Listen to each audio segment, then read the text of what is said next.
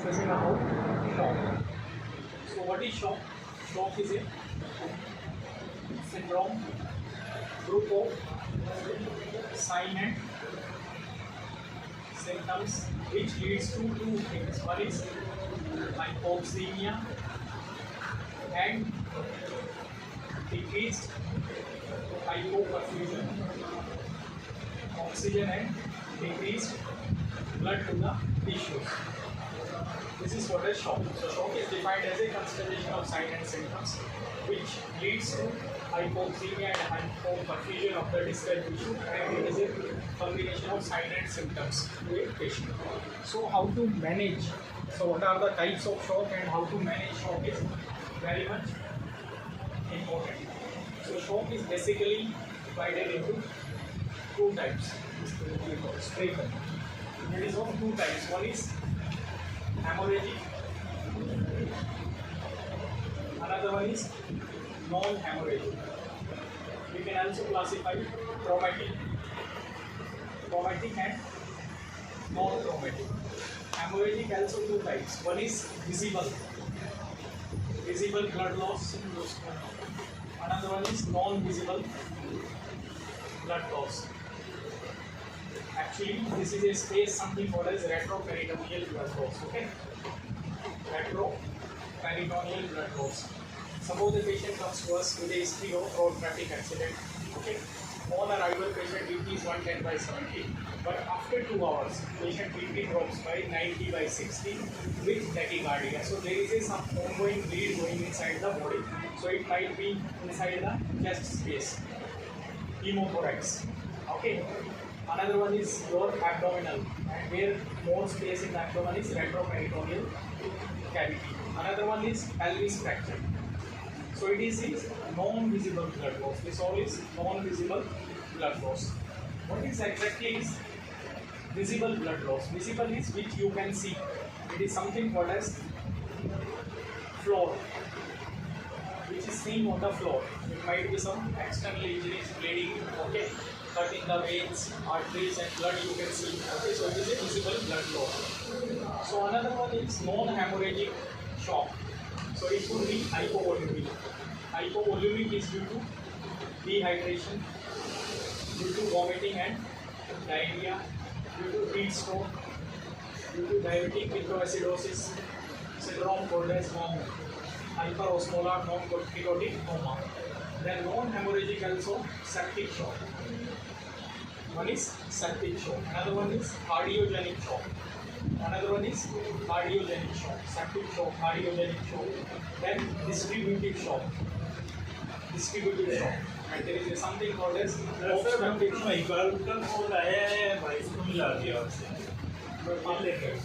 obstructive shock.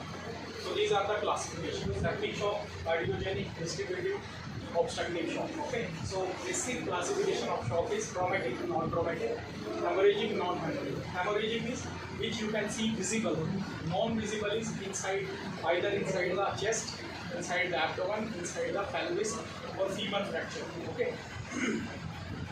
For non-hemorrhagic is hypovolemia, septic, cardiogenic, distributive, obstructive.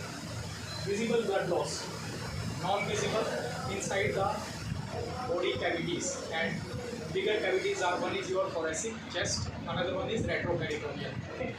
Then hypovolemic shock is due to dehydration, persisting vomiting, persisting diarrhea, gastroenteritis. Then heat stroke, diabetic ketoacidosis, hyperosmolar non-ketotic coma. Then another one is classification is septic shock, cardiogenic shock, distributive shock, obstructive shock. Okay. So whenever we are dealing with the shock, you must know about the three things. Shock happen because of problem inside the three things. One is your heart. Heart is called as pump.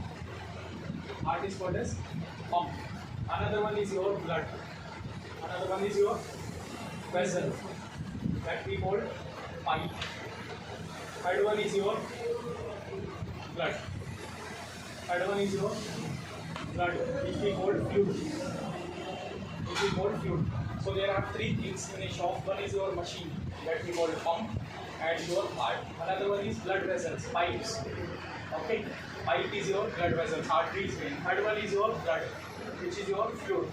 Suppose patient of any three things there is a problem, patient will develop shock.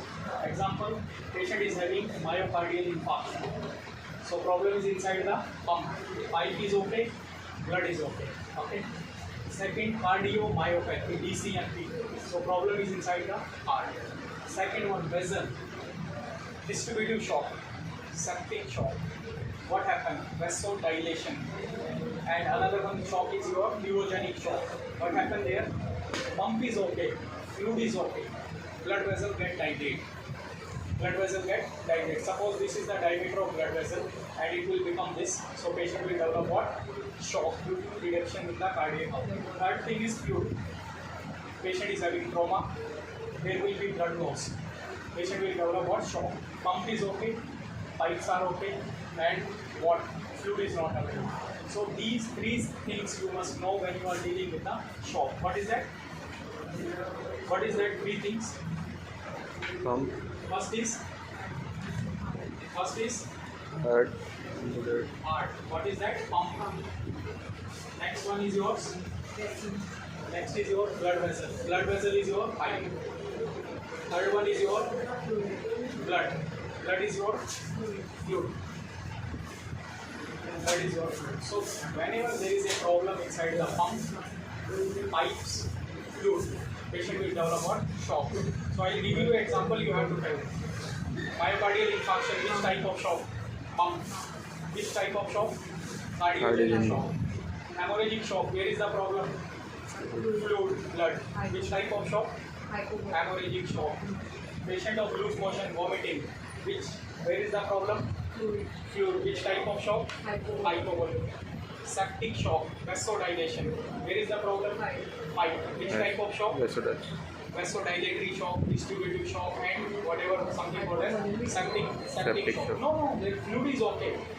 Problem is inside the pipes. DCMP, dilated cardiomyopathy. Where is the problem? pump, Inside the heart. Diagnosis: cardiogenic shock, myocardial infarction, dilated cardiomyopathy. Okay. Then problem inside the pipes, where there is a more vasodilation. Heat stroke. Which kind of shock? septic, Heat stroke. septic shock, Heat stroke. Dehydration. fluid, Fluid loss. Which type of shock? Hypovolemic shock. Hypovolemic. Diabetic ketoacidosis. Which type of shock? Hypovolemic. Hypovolemic shock. Problem is where is the fluid. Understood everything? Okay. Now there is a three thing: pump, pipe, fluid.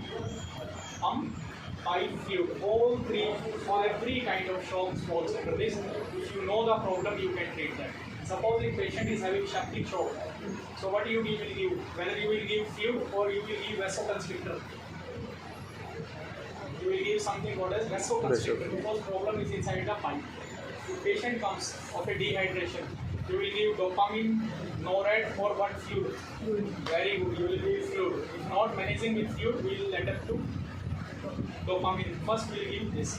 If a patient is having heart attack, what you will do? Myocardial infarction. Shock is because of that. What you will give? Inotropes, which increase the pumping of the heart. Understood? You know the pathology, then only you can treat the patient. If patient comes, a 70 years old male comes with a multiple episode of diarrhea, vomiting and all, with a BP around 90/40 or BP around 80/40, what you will give initially? What you will give? Very good, crystalloids. What you will? Crystalloids. So, what happens? Blood pressure. It is formed by cardiac output. And cardiac output is the result of heart rate. Okay. So, these are the things you must know. Okay. Now, I will come to the management part. I will come to the treatment part. So, treatment is three factors. One is when we are dealing with the hypovolemic shock, the first thing we have to give crystalloids, followed by colloids, and third one is inotropes, or we have to give blood products. First we will give crystalloids, RL or NS. If there is a blood loss, we will give first colloid until blood products waiting. We will give one starch, amexin, starch, and blood products will give what? Will give factor RBC, TRBC. Nowadays we are not supposed to give whole blood. Why?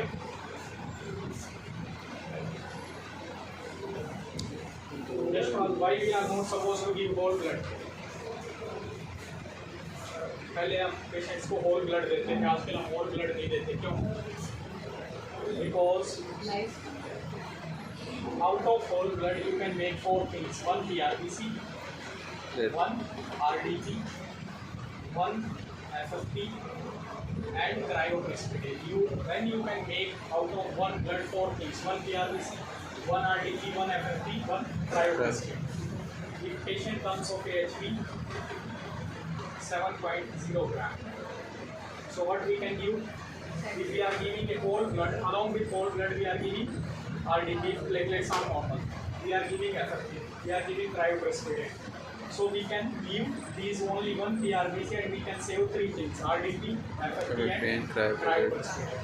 If patient comes with a low platelet, low HB with bleeding, so what we can give? PRBC and RDP. We can save 2 things. Understood? So this is the advantage. We are not supposed to give whole blood nowadays. We are supposed to give. If a patient comes of trauma who requires whole blood, you can give everything into 1:1 ratio. 1:1 ratio. Suppose I'll give you an example. If a patient comes of trauma, he lost 3 ml of blood. He lost 3 ml of blood. And we don't have blood. It is just an example. We don't have blood. We have only crystalloid. So how much crystalloid you will give? 4 drops of 1 drop of blood is equal to 4 drops of crystalloid. So you have to replace 3 ml of blood by giving 12 ml of crystalloids. So this is the funda. Okay. Now I will come to the inotropes. What is inotropes? Inotropes are the drugs which are used to increase the blood pressure. We have NORAD, we have dopamine, which are more commonly used. Dopamine or dopamine. Okay. So we have to choose from this. Okay, what happens? NORAD increases blood pressure, but no effect on the heart rate. But dopamine increases blood pressure and increases heart rate also. It increases blood pressure, it increases heart rate also. Now, I will give you an example. When to choose which inotrope is most important, okay?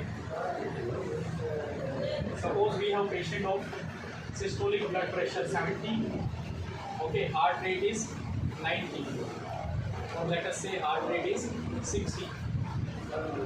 Okay, which you will give? Which inotrope you will give? Which inotrope you will give? Systolic blood pressure 70, heart rate 60. Which inotrope you will give? Dopamine. NORAD. Very good. Excellent. Excellent answer. NORAD. You have to give NORAD. Because NORAD will increase only BP, not the heart rate. Understood? Systolic blood pressure is 70, heart rate is 156. What do you will give? No. Dopamine will increase heart rate. Then you will give NORAD. Okay. Here what you can give is dopamine. What you can give? Dopamine. Because heart rate is normal, BP is less, so dopamine is choice here. You can use both dopamine and NORAD. But in this case you have to use absolutely NORAD because heart rate is already very high. Okay. Now I will tell you one most important thing from where you can find out which category of shock is there. Okay. Systolic blood pressure is 70. Heart rate is low. Which kind of shock? Systolic blood pressure increased 140 and decreased heart rate. BP increased, heart rate decreased. Condition here: BP is less, heart rate is less. What is that? Which kind of shock? BP is more, heart rate is less. BP is low, heart rate is more. Example, fast. This is how we'll find out. We'll look for heart rate. See, BP is less, heart rate is more, is usually hypovolemic or hemorrhagic shock. Hypovolemic and hemorrhagic shock. Okay. BP is more, heart rate is less. Usually intracranial injury. What? Intracranial. This is what condensation reflex I had asked you. What? Cushing reflex. This is Cushing reflex prior to hypotension, bradycardia, and irregular respiration. Comes in zero exams. BP is low, hypotension, and heart rate is low. This is an example of what? Spinal cord. What? Spinal cord. Spinal cord. Okay. This is how we will evaluate the patient of a. How we will evaluate the patient of a shock. We have done with the pump, motor, and fluid. Okay, vessels. Different types of shock, how to classify, how to manage. Okay, hope you have understood the well. Okay, keep learning, keep sharing this video to the Indian Institute of Learning Life Saving Skills. Bye. Thank you.